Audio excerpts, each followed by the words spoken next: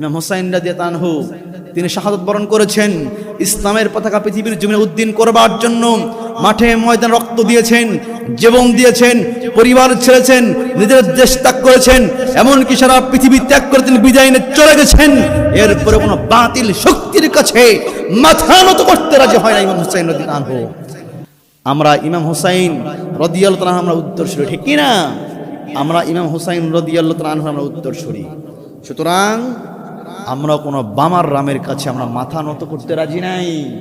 আমরা মাথা দিতে পারি, ইসলামের জন্য আমরা পরিবার ছাড়তে পারি, ইসলামের জন্য আমরা নিজ গ্রামকে ছাড়তে পারি, ইসলামের জন্য আমরা নিজ জেলাকে ছাড়তে পারি, ইসলামের জন্য আমরা নিজ ইউনিয়নকে ছাড়তে পারি, ইসলামের জন্য আমরা সন্তানকে ছাড়তে পারি, ইসলামকে বাস্তবায়ন করবার জন্য স্ত্রীকে ছাড়তে পারি, ইসলামকে বাস্তবায়ন করবার জন্য বাংলাদেশ ত্যাগ করতে পারি।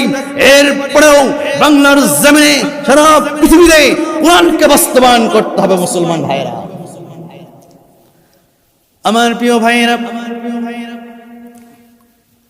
যে মুমিন হবে এই মুমিনরা নামাজকে কায়েম করবে, নামাজকে দায়েম রাখবে, নামাজ নিজে আদায় করবে, পরিবারকে আদায় করার জন্য তাগিদ দেবে, এমনকি নিজের গ্রামবাসীদেরকে নামাজের দাওয়াত দেবে, আহ্বান করবে। ওই ব্যক্তি হলো মুমিন।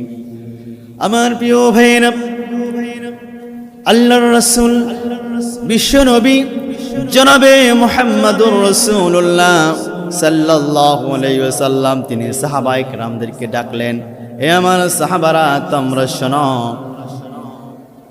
কোন ব্যক্তির বাড়ির সামনে, কোন ব্যক্তির দরজার সামনে যদি একটি নদী থাকে, নহর থাকে, আর সেই ব্যক্তি যদি ওই নদীতে দিনে 5 বার গোসল করে, ওই ব্যক্তির শরীরে কি কোনো ময়লা থাকতে পারে কি?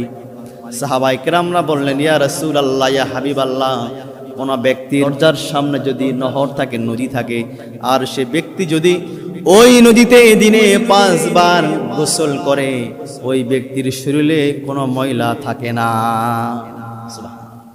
আল্লাহর রাসূল বিশ্বনবী জনাবে মুহাম্মদুর রাসূলুল্লাহ সাল্লাল্লাহু আলাইহি ওয়াসাল্লাম তিনি বললেন, ঠিক সেই রকম ভাবে কোনো ব্যক্তি যদি দিনে 5 ওয়াক্ত নামাজ আদায় করে জামাতে, কোনো ব্যক্তি যদি দিনে 5 ওয়াক্ত নামাজ আদায় করে, আল্লাহ রব্বুল আলামিন ওই বান্দা বান্দির জীবনের গুনাহগুলিকে মিটায়া দেবে। সুবহানাল্লাহ।